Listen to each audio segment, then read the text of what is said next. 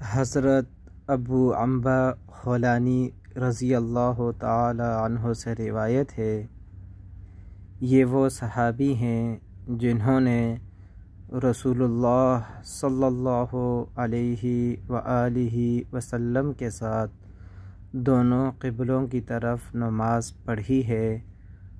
انہوں نے فرمایا، میں نے رسول اللہ صلی اللہ علیہ وآلہ وسلم سے سنا، آپ فرماتے تھے، اللہ تعالی اس دین میں ہمیشہ نئے پودے لگاتے رہیں گے اور ان سے اپنی اطاعت میں کام لیتے رہیں گے۔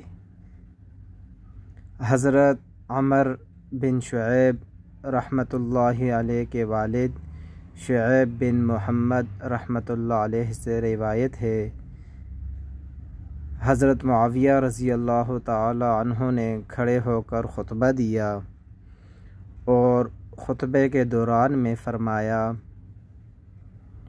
تمہارے علماء کہاں ہیں؟ تمہارے علماء کہاں ہیں؟ میں نے رسول اللہ صلی اللہ علیہ وآلہ وسلم سے سنا ہے، آپ فرماتے تھے، قیامت قائم نہ ہوگی مگر میری امت کی ایک جماعت لوگوں پر غالب رہے گی، انہیں کوئی پرواہ نہیں ہوگی کہ کوئی ان کو ذلیل و خوار کرے یا ان کی مدد کرے۔